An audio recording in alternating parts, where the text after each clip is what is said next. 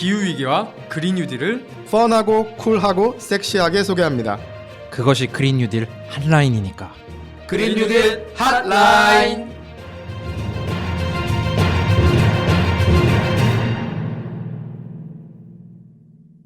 안녕하세요. 기후변화에 대해 한국 정부를 비롯한 각국 정부에서 어떻게 대응하고 있는지 좀 더 깊게 알려드립니다. 그린 뉴딜 핫라인입니다. 기후위기를 다시 느낄 수 있는 폭염 시즌이 돌아왔습니다. 기후위기에 대응하지 않으면 우리의 미래는 너무 불확실합니다. 장다울입니다. 저 요즘 열대야로 불면증에 시달리고 있는 캠페이너 양현호입니다. 네, 열대야에 듣기 좋은 방송이죠. 네, 그린 뉴딜 핫라인 이제 한번 시작해 보도록 하겠습니다. 지금 날씨가 제정신이 아니죠. 우리가 맨날 까먹는 건가, 매년? 원래 인간은 좀 고통을 쉽게 잊게끔 진화됐다고 하잖아요.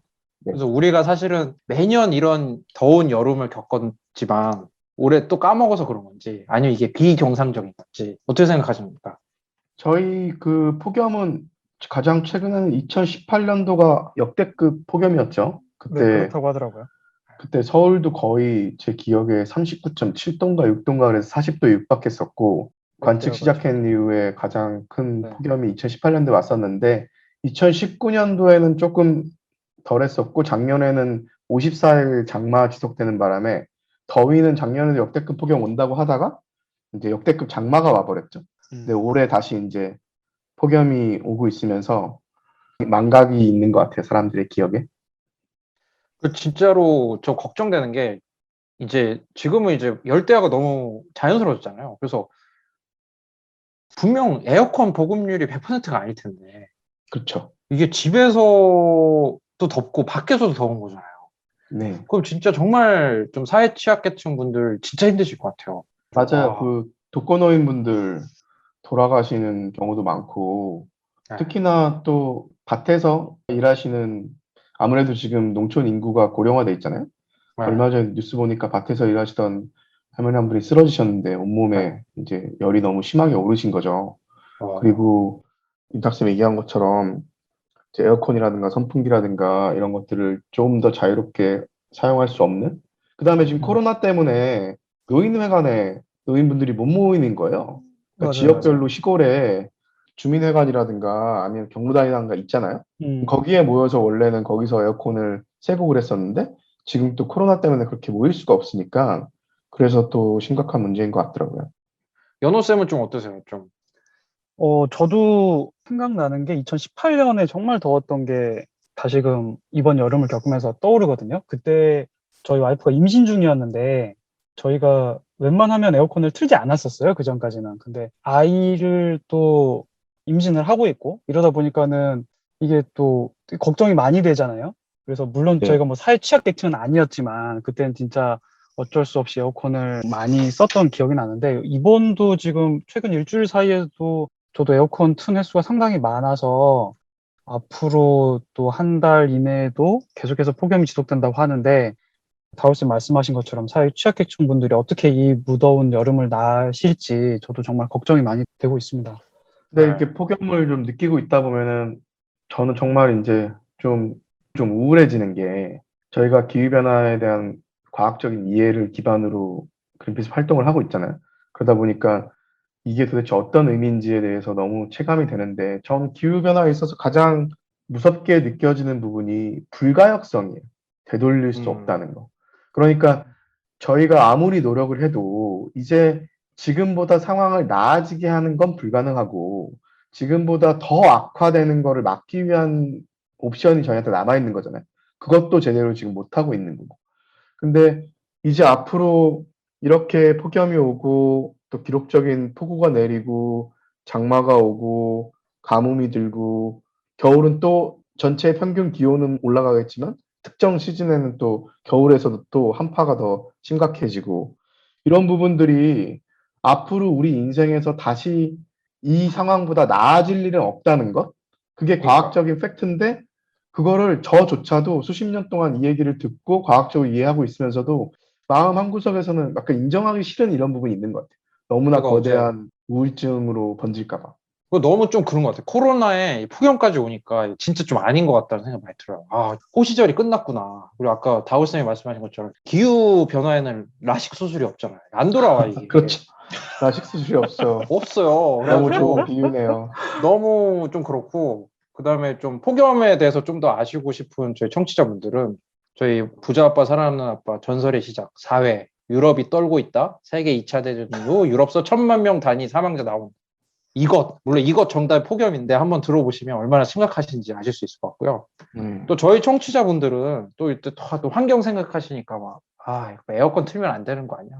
선풍기 틀어야지. 그렇게 생각하시는 분들 있는데 정부에 빨리 에너지 전환을 하라고 그 얘기를 해주시면 좋을 것 같아요. 오히려 이것 때문에 피해를 보시는 것보다는 그쵸. 이게 사실은 우리가 화석연료 에너지로 전기를 쓰니까 좀 기후변화 그런 건데 그걸 재생가능 에너지로 바꿔주기만 하면 에어컨 쓰는데 뭐 문제가 있어요? 없죠. 뭐 일정 부분 온도가 올라가면 써야죠. 사실 사람이 또 살아야 되고 일도 해야 되고 기본적인 삶의 풍요를 누려야 되는데 27도 정도 맞춰놓고 30도 넘어가는 폭염에서는 당연히 에어컨 틀어야죠. 그래서 우리가 에너지전 하자는 게 에어컨도 틀지 말고 선풍기 틀지 말고 폭염 오는데 무조건 참자 이 얘기를 하는 거 아니니까. 그러니까 맞아요. 분명히 전력 수요를 줄이고 효율을 높이고 수요 관리를 잘 하고 그럼에도 불구하고 우리가 필요한 에너지들을 쓰면서 그 에너지를 상대적으로 훨씬 더 깨끗하고 안전하고 온실가스도 배출하지 않는 그런 재생가능 에너지로 하자는 게 저희가 요구하는 거니까요.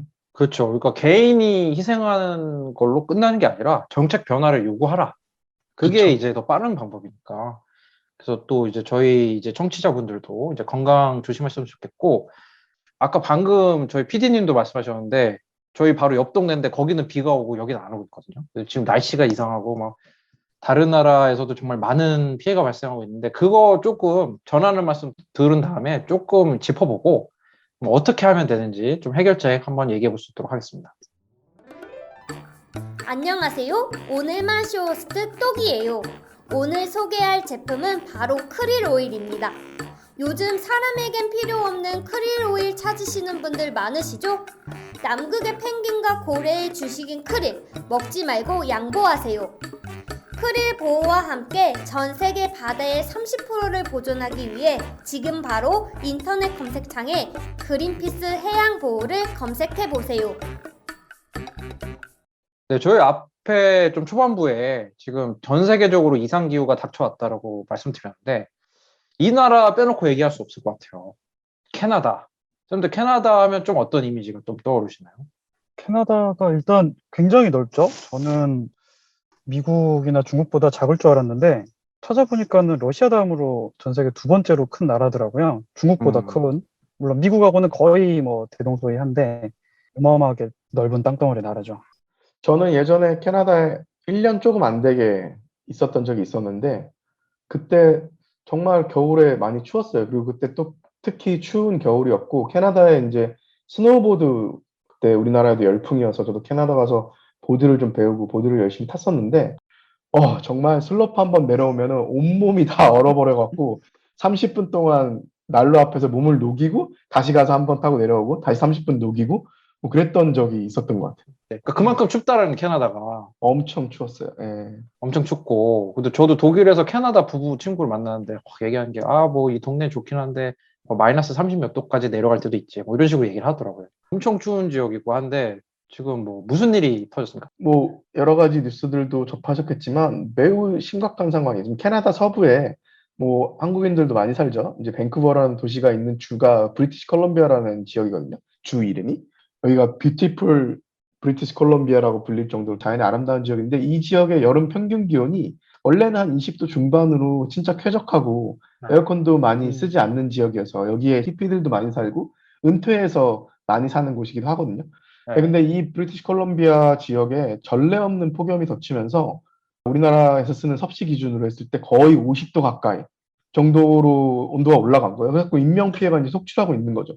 왜냐면은 대비가 안 돼 있었으니까. 그래서 6월 중순부터 말까지 폭염이 시작됐는데 폭염 시작한 후부터 초반에 한 나흘 동안에 이 브리티시 컬럼비아 주의 사망자가 한 200명이 넘고 닷새 지나니까 거의 한 500명 가까이가 폭염으로 인해 사망한 것으로 이제 뉴스에 나오더라고요. 그거 우리나라도 네.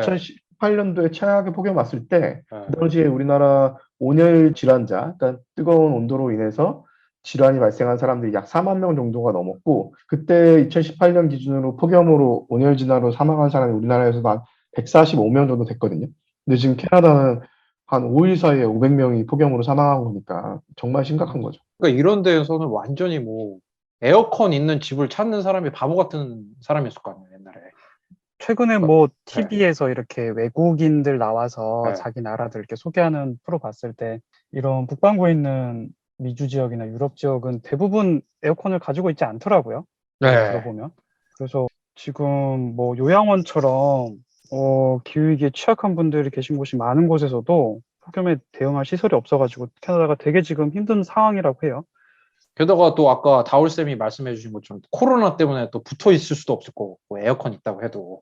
그렇죠. 아, 미국도 지금 상황 심각하지 않나요, 연호쌤? 네. 예, 미국- 미국 같은 네. 경우도 지금 뭐 캐나다랑 가까운 곳이잖아요. 그래서 그렇죠. 북미 전체가 지금 미국 포함해서 이런 상황이라고 보시면 되는데, 이게 서부에서 폭염이 지금 계속 이어지고 있는데, 미국의 오리건주 포틀랜드랑 그리고 워싱턴주 시애틀도 그 아까 말씀하신 그 BC주만큼은 아니어도 지금 46도, 42도 이렇게 어마어마한 폭염이 지금 덮치고 있대요. 그래서 CNN에서 기상 관측한 1800년대 이후로 지금 100년 만에 또 일이라고 보도를 하고 있대요. 지금 뭐 이런 네, 얘기가 매년 들려오는 것 같아요. 그 이런 밖에 40몇 도란 날씨면 사람의 몸이 36.5도인데 있으면 죽는 거죠, 그죠?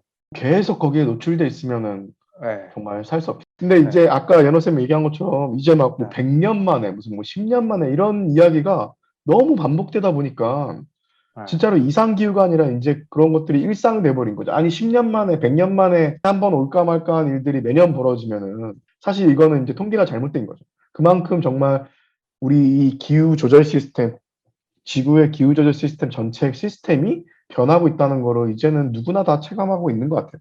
그러니까 이제 저희 청취자분들은 잘 아시지만 날씨랑 기후가 다른 거잖아요. 그리고 이 기후 패턴이 변하는 게 그게 진짜 심각한 거고, 지금 말씀하신 것처럼 몇백 명씩 사망자가 발생하잖아요. 뭐 누가 뭐 전쟁이 일어난 것도 아닌데, 그리고 지금 좀 상당히 어려운 상황인 것 같고, 지금 말하는 것 중에 열돔 현상 얘기하는 거잖아요. 그쵸, 연우쌤? 네, 맞아요. 그 열돔이라는 게 뭐 기상 전문가들이 지금 이상고온 원인으로 이 열돔 현상을 꼽고 있거든요. 이 열돔 현상이라는 게 이제 뜨거운 돔이다라는 표현으로 이해를 하시면 좋을 것 같아요. 그래서 특정 지역에 이 고기압이 정체하면서 이 뜨거운 공기를 반구형 모양으로 가둬놓는 현상을 말하는데, 쉽게 이해하시면은 뚜껑을 공기로 가둬놓고 요리하는 것 같다. 뭐 이렇게 이해하시면 딱 적절한 표현일 것 뭔가 같아요. 에어프라이어가 떠오르네요. 뭐 그렇죠. 지금 이렇게 사람들 죽고 나가고 하는데 조금 어때요? 뭐 정치인들이 좀 뭐 하고 있는 게 있습니까? 미국이나 이런데, 캐나다 이런데, 다울쌤? 아무래도 상황이 이렇게 심각하다 보니까 네. 여기에 대해서 이제 미국 같은 경우에도 워싱턴 주지사가 네. 인터뷰하면서 이제 기후변화는 정말 에어컨으로 해결할 수 없다. 이제 근본 원인을 해결해야 된다고 하고 있고, 기후변화를 강조하면서 대통령이 됐었죠. 미국의 조 바이든 대통령도 이제 주지사들과의 회의에서 이제 심각하다는 걸 인지를 하고 어떤 비상한 대책들을 이제 내놓고 있는 거죠. 이제 북미 지역 한번 살펴봤는데, 이제 북미에 또 가까운 지역이죠. 또 춥기로 유명한. 또 러시아도 지금 뭐 난리가 났다면서요. 네, 지금 시베리아 하면 우리한테는 정말 추운 곳이잖아요. 그렇죠. 유배 가는 지역. 너 그쵸. 우리 어렸을 때 시베리아 보내버린다 이런 표현이 심산찮게 나왔어요. 만화나 이런 데서. 네, 근데 그것도 이제 낮 기온이 막 30도 넘고 그랬었는데 몇 년 전에도 지금도 이제 러시아 모스크바, 러시아 수도죠. 최근에 낮 기온이 최고 기온이 35도까지 상승을 했대요. 이게 이제 1901년 이후 120년 만에 가장 더운 6월의 최고 기온 기록이었다고 해요. 그 다음에 이제 동유럽 국가들, 우크라이나라든가 세르비아라든가 뭐 헝가리, 동유럽 국가들에도 사상 최고 기온을 기록을 했고, 루마니아도 한 40도를 넘길 거라는 전망이 나오기도 했어요. 그리고 지금 유럽에도 난리 났잖아요. 다른 그 서유럽 쪽에도 지금 독일이랑 벨기에 이런 데 물폭탄 내려갔고. 맞아. 독일의 홍수 때문에, 그래서 지금 네네. 이게 저희가 이런 방송을 하는 이유가 사실은 이제 정책적인 변화, 또 이제 정치인들의 관심, 이런 거를 좀 생각하고 있잖아요. 네네. 근데 이제 안 그래도 이게 이상기후는 자연재해잖아요. 이게 자연재해가 닥치니까 이제 국민들의 민심도 빨리빨리 변하는 것 같아요. 이제 독일의 이제 메르켈 총리가 장기 집권하지 않았습니까? 요번에 이제 총선이 있고 한데 메르켈 총리의 정치적 지지를 받고 있는 독일의 집권당이 기독민주당이라고 있어요. 기민당이라고 보통 하죠. 예. 그렇죠. 기민당. 그래서 거기 대표면서 이제 주지사 이렇게 여러 자리를 동시에 하고 있는지 모르겠습니다. 남의 일자리. 그래서 그 아르민 라세트라는 사람이 이제 방문한 거예요. 현장 방문. 홍수 피해가 난 곳에요? 그렇죠. 그렇죠. 정치인들이 현장 방문하는 게 또 긍정적인 효과도 있지 않습니까? 아니 어떻습니까? 관심도 보여주고 이제 뭐 현지 행정이나 이런 지원도 보여주고 하는 건데 가서 농담을 하면서 웃어버린 거예요. 그 재해 현장에서. 그리고 사진이 찍혔어요. 예. 그런데 이제 지금 난리가 난 거죠. 지금. 근데 이분이 약간 노선이 기후변화를 대응하는데 경제 성장을 해치지 않는 선에서 대책을 펴야 된다. 이렇게 주지. 친기업 예, 방향. 예. 그래서 그렇게 했는데 이 사람이 웃어버려가지고 이 웃어버리니 아르민 라세트 이분은 이제 성함이 이제 외국 성함이니까 그런데 이분은 이제 남자분인데 2위에 이제 그 녹색당 후보면서 이제 좀 훨씬 젊으시고 이제 여성분인 후보인 안날레나 베어보크라는 분이 원래 이분이 이제 지지율 1위였는데 책이 좀 표절 시비가 있었나 봐요. 출처를 잘 달아야 돼. 중요한데. 그러니까 이분이 이제 2위로 떨어졌는데 지금 국민들 분노가 심각해서 지금 차기 이런 총리 후보가 바뀔 수도 있을 정도로 이 기후변화가 세계 정치권 좀 흔들리고 있죠. 이게 자연재해나 기후변화 이런 거에 대응을 못하면 정권을 잃는다는 생각을 해야 돼, 정치인들이. 권력을 잃을 수 있다. 그렇죠. 그런 생각을 좀 무섭게 생각을 해야 되고 해야지 약간 이렇게 친기업, 뭐 무조건 반기업하자 이런 거 아니고 기업 얘기 다 들어주면서 경제성장을 해치지 않으면서 기후변화 대책 펴야 된다. 그러고 싶죠, 저도. 저희도 그러고 싶은데 안 되잖아요. 그러니까 이제 그런 질문을 해야 되는 것 같아요. 만약에 우리가 이거를 기후위기를 막지 못하면 우리의 삶과 경제가 어떻게 될 것인가. 그러니까 기업의 피해가 좀 덜 가도록 뭐 속도 조절이라든가 아니면 뭐 경제 성장을 해치지 않는 선에서 경제 성장을 해치지 않는 선이라는 게 결국에는 우리의 삶이 붕괴되는 결과를 낳는다고 하면은 경제 성장이 도대체 무슨 의미겠어요? 그 기업도 피해를 입잖아요, 그죠? 그럼요. 네, 식품 기업이나 이런 데들 뭐 원자재를 제값에 살 수가 있겠습니까? 막 가격이 왔다 갔다 하는데. 그리고 폭염이나 이런 가뭄 때문에 또 뭐 곡물 수확량이나 이런 것도 줄고 그런 거 문제가 계속 있는 거거든요, 기업 입장에서도. 그러니까 기업들이 아무튼, 모여서 매년 그 논의하고 있는 다보스 포럼에서도 앞으로 전 세계 경제 활동에 가장 큰 영향을 미칠 만한 가능성이 높은 거에 뭐냐라고 리스크를 물어봤을 때 기후변화 관련된 기상 이변들이 가장 큰 리스크다라고 대답을 했고 몇 년째. 그리고 만약에 그런 확률도 높지만 실제 발생했을 때 어떤 게 가장 큰 피해를 줄 거냐. 작년 같은 경우에는 코로나가 1위였고 2위가 기후변화였지만 그 전까지만 해도 계속 기후변화가 1위를 했었잖아요. 그러니까 IMF라든가 월드뱅크라든가 뭐 다보스 포럼이라든가 세계 최대 자산운용사인 블랙락이라든가 이런 곳에서도 기후변화를 얘기하고 얼마 전에는 중앙은행에서 전 세계 이제 중앙은행들에서도 기후변화 대응하지 않으면 정말 심각하다.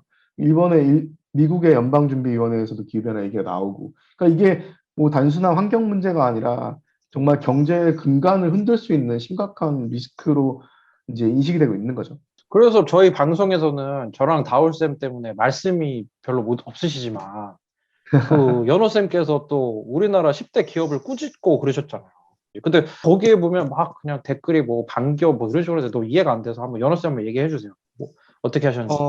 유탁쌤께서도 아까 독일 사례 말씀해 주시면서 네. 그 대표가 경제 성장을 해치지 않은 선에서 기후변화 대책을 펴야 된다 이런 얘기를 했다라고 하셨잖아요. 우리나라 기업들도 조금 비슷한 분위기인 것 같아요. 최근에 정경련에서도 성명 발표하면서 우리나라 정부가 내세우고 있는 기후 정책들이 너무 이렇게 빠르게 가게 되면 경제 활력이나 일자리에 큰 문제가 생길 수 있다. 이런 또 비슷한 입장을 취했거든요. 근데 뭐 말씀해 주신 것처럼 지금 많은 해외 기업들 그리고 국제 기구들이 이 문제에 대해서 발벗고 나서고 있는데 우리나라 10대 그룹들 같은 경우는 사실 그에 못 미치고 있어요. 이번에 저희가 4월에서 5월 한 달가량 설문조사를 국내 10대 그룹을 대상으로 했어요. 언제까지 재생에너지를 100% 조달을 할 건지 그리고 그런 계획이 있는지에 대해서 이제 설문조사를 했는데 결과를 취합을 해보니까 그 중에 절반도 목표를 가지고 있지 않았고,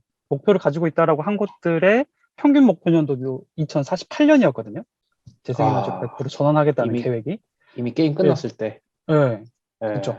그 아리백이라고 전 세계 기업들이 그 재생에너지 100% 전환하겠다라고 하는 어떤 그런 선언하는 모임이 있어요. 어떤 이니셔티브라고 부르는데 거기에 가입한 기업들의 평균 목표가 2028년이거든요. 그래서 그거랑 비교해 봤을 때 거의 20년 가까이 늦은, 아직도 저희는 좀 너무 안일하게 생각을 하고 있는 게 아닌가. 20년이면 한 아이가 태어나서 주민등록증을 받고 그렇죠. 선거를 한 번 군대 갈 치르는 나이죠. 나오는데, 네. 그쵸, 그죠? 그래서 네. 재벌 총수들을 싹 한 자리 모아가지고 성적표를 주셨다면서요. 네네, 맞아요. 그래서 네. 안타깝게도 이번에 A와 B 성적은 없었고 잘 받은 곳이 그나마 C 플러스, 그리고 네. 대부분 6개 기업이 F를 받았어요. 뭐 응답하지 않거나 아예 계획조차 없다라고 응답한 곳들이 너무 많아서 이게 지금 기업들이 너무 좀 안일하게 대응을 하고 있고, 그래서 이제 최근에 탄소국경세 문제가 또 터졌잖아요. 유럽에서 지난주에 탄소국경세 발표하면서 여기에 대해서 이제 또 난리가 났죠. 우리나라 기업들이 이거 어떡하냐, 빨리 정부가 대책을 내놔야 된다. 그래서 저는 이런 좀 일련의 상황들을 보면서 너무 기업들이 외부 변화에 좀 너무 그 민감하지 않은 거 아닌가. 이게 정부를 탓할 게 아니라 사실 기업이 이렇게 빠르게 변화하고 하는 거는 기업의 숙명인데 기업들이 좀 이런 거를 바로바로 온도 체크를 해서 대비를 했었어야 되는 거 아닌가. 그런 좀 아쉬움이 많이 남습니다. 그리고 우리가 탄소세 같은 거 보고서를 몇 개월 전에 냈는데 이제 와가지고 막 이제 막 큰일 났다고 이렇게 하는 게 너무나 안타깝습니다. 너무 안타깝고, 아까 말씀드렸지만 우리가 재벌 총수분들 10분을 직접 모신 건 아니죠. 그런 연출을 해가지고 이제 그 총수분들의 역할을 해주시는 활동가분들한테 대신 이제 성적표를 주는 걸 했는데, 저희가 그런 활동을 또 많이 하고 있으니까 분들도 좀 그린피스 홈페이지나 이런 데서 많이 봐주셨으면 좋겠고요. 그렇지만 또 저희가 그 얘기를 안 할 수가 없는 게, 대한민국은 OECD 국가 중 처음이죠. 이제 기후변화 대응을 총괄하는 컨트롤 타워, 이제 국무총리 산하에 탄소 중립위원회라는 걸 저희가 좀 만들었잖아요, 그죠? 저희가 좀 탄소 중립위원회에서 진짜 뒷광고 하나 받지 않고 이렇게 저희가 몇 주 연속으로 해주고 있는데, 국무총리님이 알아주시는지 모르겠고 좀 이름이 대통령 직속입니다. 사실상 대통령 소속은. 직속이에요? 위원장이 국무총리이긴 하지만 네. 어떻습니까? 지금 탄소 중립위원회도 이거 지금 폭염도 그렇고 한국도 지금 뭐 조개, 전복 다 죽어 나가고 막 하여튼 지금 사람들 막 힘들지 않습니까? 좀 뭐 어떻게 좀 진행이 되고 있습니까? 저희가 또 모니터링 해야 되잖아요. 네, 뭐 한번 정리를 해드리면 저희 방송 들으신 분들은 기억하시겠지만 네. 작년 10월에 문재인 대통령이 세계적 흐름에 맞춰서 한국도 2050년까지 탄소 중립, 즉 우리가 배출하는 온실가스 배출량을 최대한 줄이고 그럼에도 불구하고 일정 부분 나가는 배출량이 있으면 그거를 흡수시켜서 마이너스 시켜서 순 배출량을 0으로 만드는 넷 제로라고도 하죠. 2050년까지 탄소 중립을 달성하겠다는 비전을 발표했고, 그러면은 2050년까지 탄소 중립을 달성하기 위한 전략과 계획이 나와야 되는데, 그러기 위해서 산업 분야라든가 발전 분야라든가 폐기물 분야라든가 수송 분야라든가 여러 가지 분야에서 계획들이 나와야 되잖아요. 이거를 총괄할 수 있는 컨트롤 타워가 필요하다고 해서 대통령 직속으로 약 100명 정도의 위원들로 구성된 탄소중립위원회를 이제 5월 달에 출범을 시켰죠. 5월 달에 출범을 시켜서 여기서 이제 2050년 탄소중립으로 가기 위해서 발전 분야에서 얼만큼 줄이고 수송 분야에서 얼만큼 줄이고 폐기물 분야에서 얼만큼 줄이고 뭐 농업 분야에서 얼만큼 줄이고 이런 것들을 정해야 되는데 그냥 아무것도 없는 상태에 정할 수 없으니까 이 탄소중립위원회 이제 환경부에서 기본적인 시나리오 작업을 해서 제출했고 그 시나리오 작업을 해서 제출한 것을 가지고 이제 탄소중립위원회에 있는 위원들이 지금 논의를 시작했죠. 그래서 분과들이 여러 가지 분과가 있고요. 분과별로 지금 일주일에 한 번씩 만나서 위원들이 논의를 진행하고 있다고 해요. 아직까지 내용이 원래는 공개가 안 되는 건데 이제 언론을 통해서 그 시나리오 부분이 공개가 됐는데 그 시나리오는 최종안이 아니라 그걸 가지고 이제 탄소중립위원회 내에서 이제 논의를 시작하는 자료로 쓰는 거죠. 기본 자료로. 그런데 저희가 또 이런 또 탄소중립위원회라는 게 대통령 산하로 이렇게 생겨가지고 컨트롤 타워가 이렇게 대응을 한다는 게 너무 반가운 건데, 저희가 시나리오에 좀 반전이 있었다면서요. 이해할 수 없는 약간 반전이 있었다고, 이 탄소중립위원회 시나리오에. 네네. 그거 좀 그 다울쌤에게 반전과 충격을 줬던 그 시나리오가 뭔지 좀 한번 짚어주시면 좋겠습니다. 일단 말씀드린 대로 그 시나리오 작업을 환경부에서 1차적으로 했고, 네, 네. 그 정부의 다양한 전문가들이나 연구기관들의 전문가들이 모여서 기술작업반이라는 곳에서 작업을 해서 그걸 가지고 이제 탄소중립위에서 논의를 시작을 해야 되는 기초자료를 만들어 온 건데, 그 기초자료를 보통 복수로 만들거든요. 그러니까 이제 두 가지 안을 1안과 2안을 만들어 온 거죠. 근데 이제 탄소중립을 이야기하면서 가장 중요한 것이 화석연료 사용에 의한, 화석연료의 연소에 의한 온실가스 배출을 줄이는 게 우선이고, 가장 대표적인 것이 이제 전력을 생산하는 부분에 있어서 우리나라가 많은 석탄화력 발전소랑 그다음에 천연가스 발전소를 돌리고 있잖아요. 특히나 석탄화력 발전소 같은 경우에는 가장 많은 온실가스 배출하고 있기 때문에 이 석탄화력 발전소를 줄여나가야 되는데, 지금이 2021년인데 2050년에 탄소 중립을 얘기하는 시나리오에서 1안과 2안이 제시가 됐는데, 그러니까 둘 중에 하나는 석탄화력 발전소를 2050년에도 일부 돌리고 있는 것으로 이제 가정을 하고 시나리오가 나왔다는 이야기가 이제 언론을 통해서 유출이 된 거죠. 그러니까 어떻게 보면은 전력 분야는 지금 가장 대안이 확실히 이미 존재하고 있는 분야라서 오히려 2050년이 아니라 그보다 더 빨리 그 온실가스 배출을 제로로 만드는 그런 야심찬 계획이 만들어져야 되는데, 시점도 2050년이고 2050년 가서도 네. 여전히 석탄화력 발전소를 돌리는 것을 두 가지 안 중에 하나로 나왔다는 얘기를 보고 이제 기후위기를 걱정하는 사람들이 많이 우려되는 그 의사를 표시했죠. 수근수근. 근데 저 궁금한 게 왜 1안, 2안 두 개를 만드니까 이게 막 뭐 두 개를 만드는 이유가 혹시 대통령님한테 보고를 할 때 약간 대통령님 표정 보고 1안, 2안 살짝 바꾸고 그러는 건지. 이건 뭐 탄소중립위원회에서 사실상 마지막에 대통령이 뭐 승인을 하긴 하겠지만, 네. 뭐 탄소중립위원회에서 결론을 내야 되는 문제거든요. 근데 결론을 내야 되는 문제가 있을 때 여러 가지 이해관계를 대변하고 여러 가지 전문성을 가진 사람들이 모여갖고 하나의 안을 놓고만 토론할 수 없으니까 원래 보통 이렇게 복수의 시나리오로 토론을 하긴 해요. 근데 사실 우리나라가 뭐 두 가지 안을 내놨다고 했는데, 외국 같은 경우에는 정말 세네 개의 안이 나오기도 하고 정부의 안이 있고 민간의 안이 있고 시민사회의 안이 있고 이렇게 다양한 토론이 될 수 있는 토양이 만들어져야 되는데, 우리는 정부에서 결론을 다 내놓고 나서 나중에 시민사회라든가 다양한 분야의 전문가들의 이야기를 듣겠다고 하지만, 사실상 탄소중립위원회에서 결론을 내버리면 끝인 거니까 애초에 좀 다양한 선택지를 놓고 좀 논의를 했으면 좋겠는데, 두 개로 좁혀놓은 것도 마음에 안 들고, 그 중에 하나는 심지어 석탄화력 발전소가 2050년에도 살아있는 안이 나오다 보니까 이제 사람들의 분노를 사게 된 거죠. 그러니까 이게 탄소중립위원회 안에 이제 시민사회 대표도 있고 이제 뭐 여러 민관 합동으로 이렇게 된 위원회인데, 거기서 딱 보니까 시나리오 이게 조금 이상하다 싶어서 언론에 약간 투척을 했나 봐요. 이게 문제가 있는 것 같아서. 양쪽 다 있었을 거예요. 한쪽에서는 이런 부분이 너무 야심차지 않다라고 생각을 해서 이제 불만이 있었을 거고, 또 한편으로는 뭐 이렇게 탄소 중립으로 나아가는 것이 여전히 우리 경제에 부담이 되고 기업들에게 부담이 된다라는 매우 구세대적인 생각을 하는 사람들 입장에서는, 지금 이란 같은 경우에 2050년 재생에너지 비중이 62%인데 우리가 지금 재생에너지 비중이 한 5, 6%밖에 안 되잖아요. 그러니까 30년 내에 그거를 60몇 프로 끌어올린다는 게 되게 과격하게 느껴지는 사람도 있겠지만, 사실상 그린피스는 100%를 얘기하고 있거든요.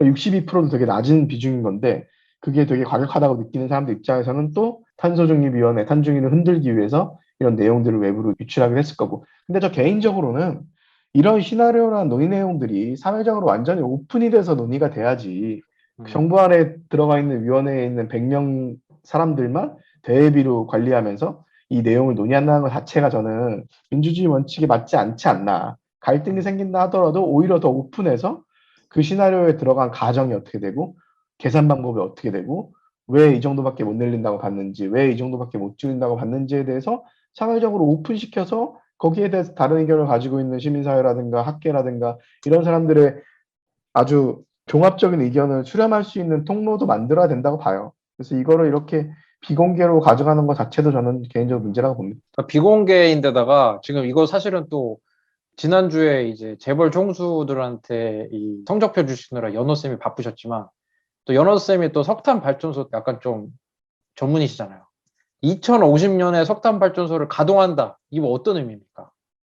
네, 2050년 이후에도 석탄 발전소가 존치가 된다는 거는 문재인 대통령이 작년에 발표했었죠. 2050 넷제로가 달성될 수 없다라는 얘기랑 사실 같은 얘기로 보면 될 것 같아요. 그 왜 그래요? 석탄 화력 발전소가 특히 뭐 탄소 배출이 많은 거예요? 뭐 왜 그런 거죠? 네, 석탄 발전소 자체가 그 단일 에너지원으로서는 온실가스를 가장 많이 배출하는 에너지원이죠. 네. 가스의 2배고, 가스도 상당히 뭐 많이 배출하는 축에 속하지만, 그럼에도 석탄은 너무 많은 부분을 차지하고 있기 때문에 해외 다른 나라들도 석탄을 빨리 없애려고 지금 다들 독일을 포함한 유럽 국가들이 대부분 석탄을 2050년 안에 빠르게는 30년, 늦어도 뭐 40년까지는 다들 퇴출하려고 지금 노력을 하고 있죠. 이게 연호쌤이 사실은 되게 젠틀하게 얘기하셨지만 우리가 산업혁명 이후에 탄소 가장 많이 배출한 게 사실 석탄 발전소거든요. 그렇죠. 근데 이게 저희를 지금 물론 장다월 쌤은 이제 전문위원이시고 이제 다 이제 전문가시지만 이게 이 앉아서 팟캐스트 하고 있는 저도 아는 상식인데 이게 전문가가 모였다는 100명의 이 그 대통령 산하위원회에서 2050년에도 발전소를 가동하는 안을 하나 만든 거잖아요.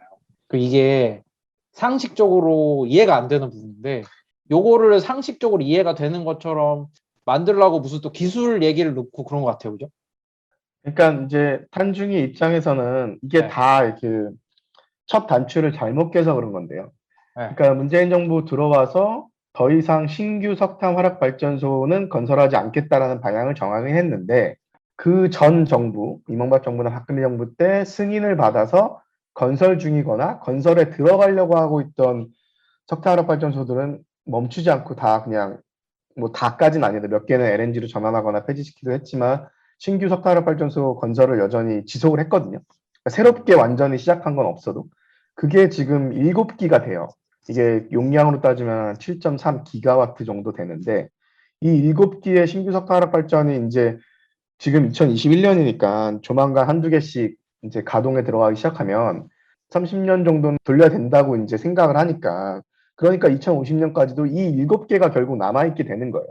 근데 결국에는 석탄 화력 발전을 급격하게 줄이는 방향을 잡지 못하고 신규로 건설되고 있는 것들도 과감하게 취소를 하고 보상을 하고 방법을 찾았어야 되는데 어영부영 이왕 뭐 승인 난 거니까 어쩔 수 없다라는 그 자세로 신규 석탄 화력 발전을 용인하다 보니까 결국에는 이렇게 2050년 탄소 중립으로 가는 데도 있어서도 이제 장애가 되는 거죠. 물론 이제 정부 입장에서는 그래서 석탄 화력 발전소가 2050년에도 남아있긴 하지만 흡수시켜서 그러니까 산림을 통해 흡수시키거나 아니면은 이산화탄소를 포집 저장시켜 갖고 그 부분을 마이너스 시켜서 탄소 중립으로 만들겠다는 계획인 것 같은데 와, 말이 안 되는 거잖아요. 이게. 윤타쌤이나 연어쌤 말씀하신 것처럼 네. 그런 계획을 잡는 것 자체가 어이가 없는 상황이죠. 왜냐하면 2050년까지 끌 게 아니라 선진국은 2030년 아무리 늦어도 2040년까지는 석탄을 퇴출시켜야 되고 그 다음에 더 중요한 거는 2050년에 석탄이 있느냐 없느냐가 중요한 게 아니라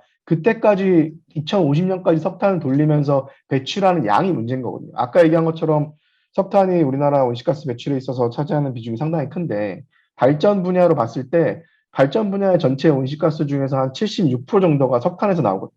그러니까 2050년까지 석탄을 계속 돌리고 있는다라는 거는 매년 엄청난 온실가스 배출을 화력 발전소에서 계속 하겠다는 얘기고 이러면 2050년 시점에 있어서 석탄 화력 발전소가 준다 하더라도 그때까지 배출하는 누적 배출량이 문제가 되기 때문에 이거는 2030년에 퇴출을 시켜야 되는 발전원인 거예요. 그러니까 연호쌤이 캠페인에서 계속 얘기했던 것처럼 결국에는 오래 돌리지도 못해서 경제성도 안 나올 발전소들 건설을 지속했던 거죠. 그러다 보니까 이제 이왕 짓고 있으니 어느 정도의 수익성을 확보해주기 위해서 2050년까지 돌리겠다. 이렇게 지금 악순환이 되고 있는 거죠. 저는 이게 왜 이렇게 된지 알 것 같아요. 이게 저는 이거를 석탄 발전소를 2050년에 우리나라만이 이제 전 세계에서 보유하고 있는 관광 자원으로 만들기 위해 가지고 그때 이제 전 세계에서 석탄 발전소가 지금 이미 없는데 대한민국에 가면 볼 수 있다. 그런 거 아닌 이상 이거는 진짜 말이 안 되는 거고 나라 망신인 거거든요. 그리고 정말 약간 기발하십니다. 네, 그리고 저희가 무슨 CCUS 기술, 내 이럴 줄 알았어. 석탄 발전소 이만큼 내는 거를 탄소 포집 저장 활용 기술, CCUS로 잡으면 돼. 이렇게 보고서 대충 쓴 거잖아요, 지금. 그렇죠. 근데 이거는 또 저희 팟캐스트 82회 외계인만 안다는 탄소 포집 저장 활용 기술 들어보시면은 이게 또 얼마나 좀 허황된 기술인지. 허황된 건 아니고 기술은 만들 수 있죠. 다만 이 기술에 투자하는 돈을 쓸 바에 그 돈으로 석탄화력 발전소를 보상해 주는 게 차라리 낫죠. 그렇죠. 와, 그러니까 이게 아쉽습니다. 상용화될 수 있을지도 여전히 불확실하고 경제성도 안 나올 가능성이 크고 네. 그리고 제대로 돌아갈지에 대해서도 증명도 되지 않은 기술인데 거기에 기반해서 그것도 돈이 싸지도 않고 인터슨 말대로 차라리 그 돈으로 보상을 해주고 재생에너지 더 투자하는 게 더 나은 방식이라는 거죠. 그 연호쌤 좀 석탄 발전 캠페인을 많이 해보셨으니까 1안, 2안이 이제 또 숫자로 어떻게 이게 조정을 해놨는지 석탄 발전소를 뭐 얼마 정도 쓰겠다라고 믹스를 해놨는지 한번 뭐 듣고 네. 싶지도 않지만 한번 그래도 네네. 한번 열어는 봅시다. 네, 청취자분들께 또 정리해드려야 되는 게 저희의 의무니까 네, 또 네. 말씀을 드리면 뭐 두 가지 안에 가장 큰 뭐 차이점은 윤탁쌤 말씀해주신 것처럼 석탄 발전소를 그때까지 폐지하느냐 안 하느냐에 달려 있는 것 같아요. 그래서 1안이 조금 더 그나마 2안과 비교했을 때 그나마 조금 더 나은 안인데 석탄 발전소를 완전히 폐지하는 거를 전제로 하고요. 2안은 석탄 발전소 아까 말씀하신 7기를 그대로 존치하는 경우입니다. 그래서 이란 같은 경우에 지금 현재 석탄이 국내 발전량에서 차지하는 비중이 지난해 한 36%였거든요. 근데 이란에서는 석탄을 완전히 없애고 재생에너지로 62% 비중까지 올리는 거고요. 이안에서는 재생에너지 비중을 60%까지 가져가고 석탄 비중은 2%를 계속 남겨두게 되는 경우입니다. 근데 두 가지 안 다 아쉬운 점이 또 하나 있는데 원전이 둘 다 비중이 7%대로 계속해서 유지가 되고 있고 천연가스도 둘 다 7%, 8%이 정도 계속해서 남게 되는 그런 시나리오로 볼 수 있습니다. 원전과 기후변화는 오늘 얘기하면 방송 다 못 끝내니까. 네, 그렇죠. 그럼 저 궁금한 게 다 왔어요. 그러면은 석탄화력 발전소를 이렇게 줄이면 그 이산화탄소 배출이 별로 안 되는 거 아니에요? 뭐 어느 정도 나올 걸로 예상이 되는 거예요? 그래도 지금 뭐 한 60기 정도 넘게 돌아가고 있는 석탄화력 발전소를 줄여서 1안 같은 네. 경우에는 아예 없애고 2안 같은 네. 경우에는 한 7기 정도 남긴다는 거니까 우리나라가 지금 연간 배출하는 온실가스가 약 7억 톤 정도 되거든요. 이산화탄소 배출량이 7억 톤 정도 되는데 작년에 한 6억 5천으로 줄었다는 얘기가 있는데 그건 나중에 확정을 시켜봐야 되는 문제고 그래서 쭉 줄였을 때 1안 같은 경우에는 2050년에 1억 한 3천만 톤 정도 2안 같은 경우에는 1억 한 5천만 톤 정도의 배출량이 나온다고 지금 시나리오에서는 계산을 해놓은 것 같아요. 이제 2050년 시점에 결국에 두 가지 안의 차이가 한 2천만 톤 좀 안 되는 차이가 나는 거죠. 그러면은 제가 궁금한 게 이게 그러니까 탄소 중립이라는 게 배출량 더하기 감축량 해서 0을 만들면 되는 거잖아요. 맞습니다. 그러면 이렇게 석탄화력 발전소 남겨놓은 거 이거를 충분히 상쇄할 수 있는 그런 숫자가 나옵니까? 저희 쪽에서? 지금 아까 말씀드린 대로 1안 같은 경우에는 1억 2,710만 톤, 그 다음에 2안 같은 경우에는 1억 한 4,490만 톤에서 한 1억 5천만 톤 정도 되는데 이렇게 나온 배출량을 인터쌤 얘기한 대로 흡수원을 통해서 그러니까 산림이라든가 뭐 바다숲 같은 자연적 흡수원을 활용하거나 아니면은 이산화탄소 배출되는 걸 포집, 저장 등 기술을 CCUS 기술을 이용해서 마이너스 흡수시켜 왔고 그래서 최종적으로 0으로 만들어야 되는 거죠. 근데 재미있는 거는 그렇게 최종적으로 해도 0이 되는 게 아니라 1안의 경우에는 1,800만 톤, 2안의 경우에는 한 2,580만 톤이 남아요. 그러니까 지금 7억 톤에 비해서는 엄청 줄어든 거긴 하지만 여전히 2050년에 마이너스까지 시켰는데도 1,800만 톤이랑 2,580만 톤이 남는 거죠. 양쪽 안 다. 그러면 도대체 이게 무슨 탄소 중립위원회인가? 탄소 중립까지 슬쩍 가는 위원회? 그렇죠. 이거는 말이 안 되는. 그리고 이게 너무나 그 장밋빛 미래를 보는 것 같은 게 2050년 되면 산림이나 바다숲이 남아 있을까? 물론 남아 있겠지만 지금 이미 산림이 초토화되고 있잖아요. 그 바다 같은 경우는 이제 산호초 같은 게 죽을 것 같고, 그래서 흡수원의 양은 줄 거 아니에요. 자연적 흡수원의 양. 그리고 그쵸. CCUS는 이미 구글에 치면 자동 완성어로 CCUS 관련주 이렇게 나와요. 이게 아까 봤을 때 제가 이 기술이 개발되고 이런 게 좀 확실하지 알 수 없는 그런 건데, 아, 너무 낙관적으로 디자인을 한 게 아닌가 좀 그런 생각이 듭니다. 그러면은 그래서 CCUS에 대해서 저희가 이미 팟캐스트에서 한번 소개를 한 적이 있지만 연호쌤 같은 경우는 CCUS에 대해서 좀 어떻게 생각하고 계신가요? 아까 뭐 관련주 얘기를 했는데 뭐 주변에 이런 거 투자하고 계신 분이 있으십니까? 어떻습니까? 그런 친구 또 살려줘야 되잖아요, 우리가. 주변에 있다면 저는 이제 말리고 싶은데, 근데 뭐 네. 사실 기술이야 어떻게 개발될지 모르기 때문에 나중에 이게 어떻게 될지 모르지만 현재로서는 아직은 되게 장밋빛 미래인 것 같아요. 아직 기술 개발도 아직 완전 초기 단계고 많은 기업들이 여기에 목을 메고 있고 정부에서도 크게 기대를 하고 있지만 사실 이게 엄청 신기술은 아니에요. 이미 이 탄소 포집 저장 기술이 1970년대부터 실제로 쓰고 있는 기술이거든요. 네. 근데 이거를 우리가 지금 그 구상하는 것처럼 대단위로 포집을 해서 저장을 하는 게 아니라 탄소를 가져다가 바로 그 원유를 채취하는데 쓰는 기술이 1970년도부터 계속 해왔었고 대부분 이 원유를 생산하는 미주 지역 혹은 중동 지역에서 이 기술을 쓰고 있는 건데 이거를 조금 더 개발을 해서 저장을 하고 다른 쪽에 활용할 수 있는 방법으로 기술 개발을 하겠다는 거예요. 근데 그러니까 사실- 이제 네. 탄소를 모아가지고 요거를 이제 기름이 나오는 그 유전 같은 데다가 묻으면은 어차피 이제 그 석유 같은 게 탄소로 이어진 거니까 더 받아먹는 이런 식으로 기술이 발전됐다는 거죠. 네네, 맞아요. 지금 있는 기술이 뭐 EOR이라 그래서 네. 이미 다 뽑을 대로 뽑은 유전에다가 탄소를 더 공급을 해가지고 마지막 남은 그 한 톨까지 이렇게 뽑아내는 기술을 말하는데 이거를 지금 하고 있기는 해요. 근데 네. 이게 뭐 엄청나게 수익이 많이 나는 기술이 아니다 보니까 뭐 대대적으로 쓰고 있지는 않고 미주 지역에 특화돼서 쓰고 있는 기술이라고 하는데 이제 우리가 이걸 가지고 탄소 중립을 하는데 쓰겠다고 하고 있는 거죠. 근데 문제가 많아요. 현재로서는 에너지 효율도 되게 낮고요. 그 석탄 발전소에 CCUS를 뭐 설치를 하겠다 이런 얘기를 하는데 문제는 이 CCUS 기술 장치를 만약에 설치를 하고 작동을 하면 실제 이거를 돌리기 위해서 에너지가 또 들어가요. 그쵸. 네, 그러니까 석탄 발전소를 이 CCUS를 돌리려면 석탄을 25%에서 30%더 돌려야 돼요. 그러니까 그런 좀 에너지 효율적의 효율이 떨어지는 그런 문제가 있고요. 그리고 이거를 뭐 대규모로 정부에서는 뭐 국내 대륙붕에다가 이거를 묻어 놓겠다라고 하는데 사실 이게 또 아직까지 그렇게 대대적인 실험이 있지 않았기 때문에 저는 이제 많이 우려가 되는 게 지진이나 해일 같은 자연재해가 발생했을 때 과연 이게 안전할 건가 그런 안정성도 현재까지는 입증이 안 돼 있죠. 저는 너무 그러니까, 허황된다고 봐요. 아니 대규모의 이산화탄소를 포집을 시켜서 그거를 또 운송을 해야 되잖아. 운송을 시켜갖고 그 과정에서 에너지를 다 쓰고 그 다음에 대륙붕 밑에 있는 거대한 공간에다가 그 이산화탄소를 집어 주입시켜갖고 거기에 가만히 가둬놓는다?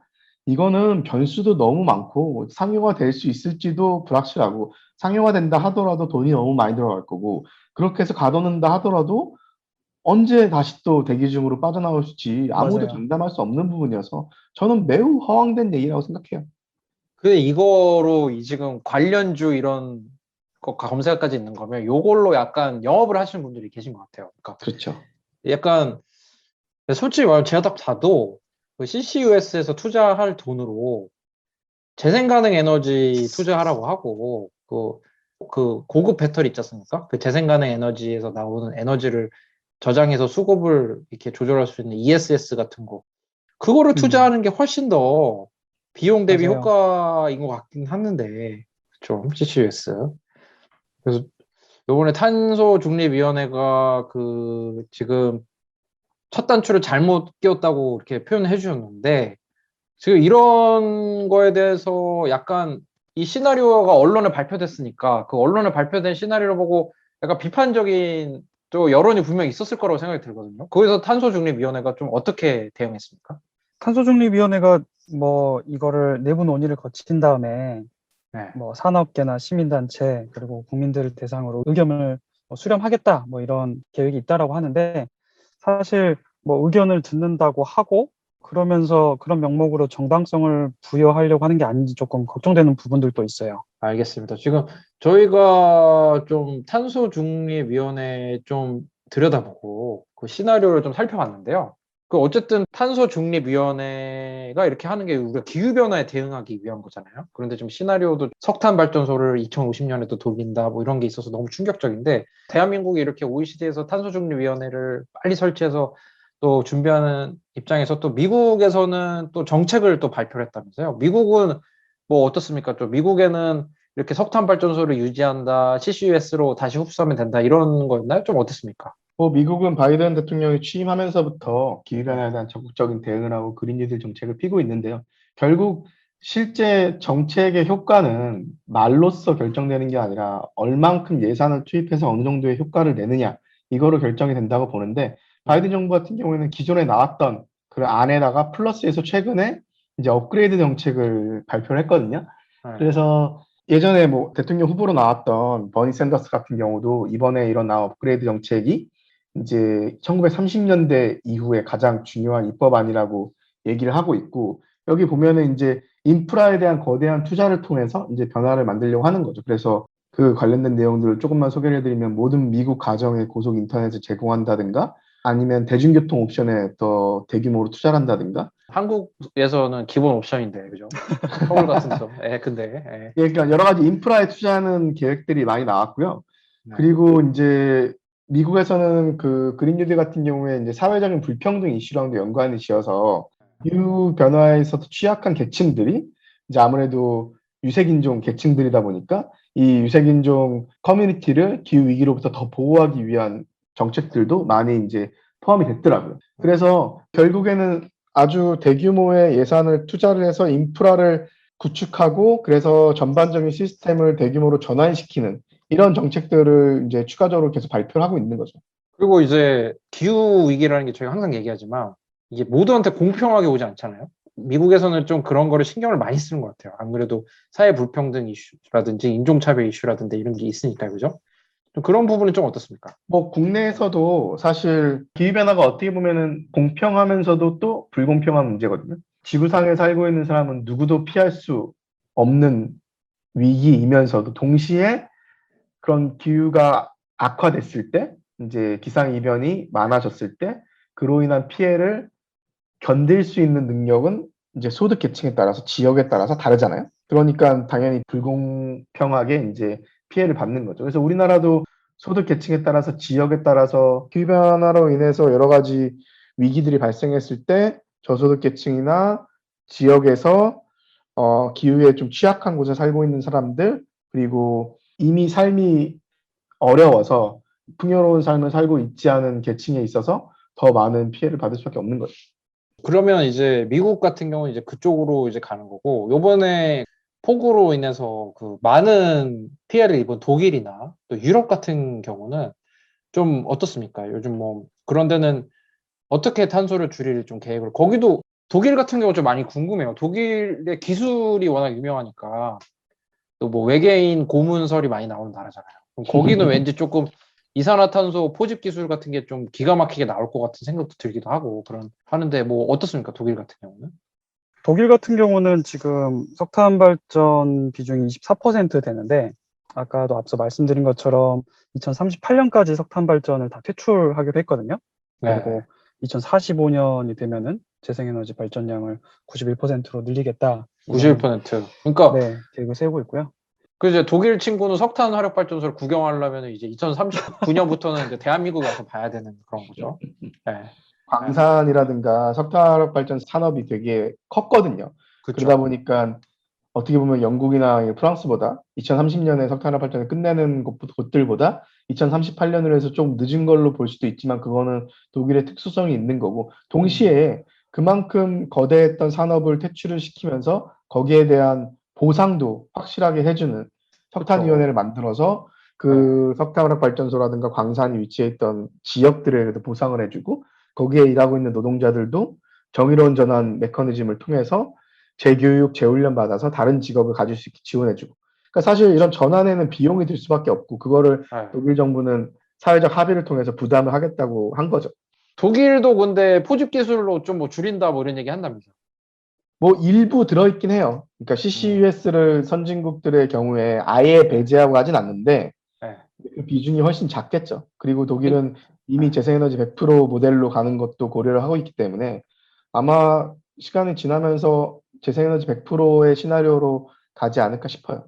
그러니까 제가 아까 봤을 때 그 독일 같은 경우 2045년에 재생에너지 발전량이 91%라면 그러면 이미 그때 CCUS라는 기술로 흡수해야 될 그 탄소 양이 굉장히 적은 거죠. 그렇죠. 네. CCUS를 쓸 수도 있는 거죠. 양이 적으니까.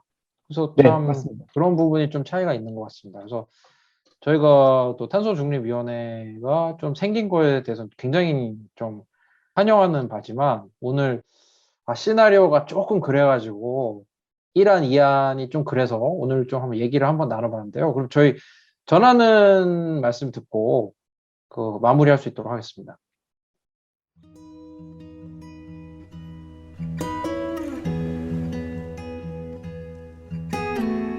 이 방송은 여러분의 소중한 후원으로 만들어집니다. 국제환경단체 그린피스 서울사무소에 후원해주실 분들은 네이버에서 그린피스 팟캐를 검색하시면 쉽게 후원에 참여해주실 수 있습니다.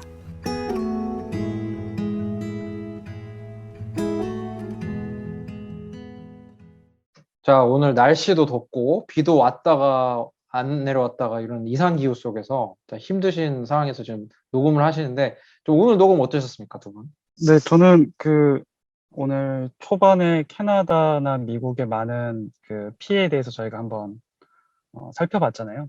이런 피해들이 이제 우리나라에서도 사실 일어나지 않으리란 보장이 없는데 그런 피해를 우리가 복구하고 피해를 보상해 주는데 들어갈 비용들을 생각을 해보면 사실 이번에 탄중에서 나온 안들이 좀 더 적극적으로 그런 그 비용들을 거기에 써서 훨씬 더 기후 변화에 우리가 대응하는 정책으로 가는 게 맞는 방향이 아닐까? 좀 그런 생각이 들었습니다. 다울쌤은 좀 어떠셨습니까? 탄소 중립이라는 목표가 사실상 매우 야심찬 목표인 건 분명해요. 그리고 이번에 공개된 시나리오가 논의의 기초 자료로서 출발을 한 거고 탄중위 안에 있는 97명의 위원들이 이걸 바탕으로 더 야심찬 안을 만들어주기를 개인적으로는 바라고 있는데 그렇지 않을 것 같은 우려도 좀 있죠. 그래서 우리가 결국 질문해야 되는 거는 이 기후위기를 막지 않았을 때 우리가 얻게 되는 피해가 뭔지에 대한 것도 명확히 좀 계산을 해보고 그리고 기후위기를 위한 이런 산업의 전환에 있어서 비용이 부담되는 거는 피할 수 없는 부분인 것 같아요. 이 부분이 부담이 돼갖고 기후위기 대응을 차일피일 미루다 보면은 결국에는 훨씬 더 많은 비용을 들여서 훨씬 더 많은 피해를 받으면서 고통스럽게 전환할 수밖에 없으니까 이번에 대통령 직속으로 탄소중립위원회가 출범한 만큼 명확한 목표가 세팅돼 있기 때문에 물러서지 않고 더욱더 과감한 정책으로 규제도 좀 도입을 하고 전환에 대한 비용 부담 얘기도 좀 솔직히 좀 하고 그래서 사회적으로 합의를 이끌어내는 과정이 필요할 거라고 생각을 해요. 쉽진 않겠지만 그렇게 전공법으로 가지 않으면 결국에는 이도저도 안 되고 더 최악의 상황으로 가지 않을까 싶네요. 좀 더 솔직하게 탄소중립위원회에서 솔직하게 서로 소통하는 부분 좀 필요할 것 같아요. 그래서 우리가 석탄 발전소에 있는 노동자분들이 잘못한 건 아니잖아요. 그분들이 이런 걸 알고 한 건 아닌데 근데 그분들이 또 전환될 수 있게 보상을 해줘야지 약간 그런 게 좀 전환이 두렵다고 해가지고 50년까지 돌리고 대신 CCUS로 줄여보자. 그런 거는 좀 솔직하지 못한 부분인 것 같아서 좀 더 서로 솔직하게 했으면 좋겠다. 비용 부담할 건 부담하자. 네, 돈 줄 거 주고 하고 네. 그렇게 해서 정리했으면 좋겠습니다. 네, 오늘 또 저희가 정말 국내 팟캐스트 최초일 겁니다. 탄소중립위원회에 대해서 2번이나 방송을 해준 탄중위에서 꼭 들으셨으면 좋겠고요. 오늘 이런 이상기후 속에서도 이 녹음에 함께 해주신 다울쌤, 염쌤 정말 감사합니다. 네, 감사합니다. 더위 조심하세요.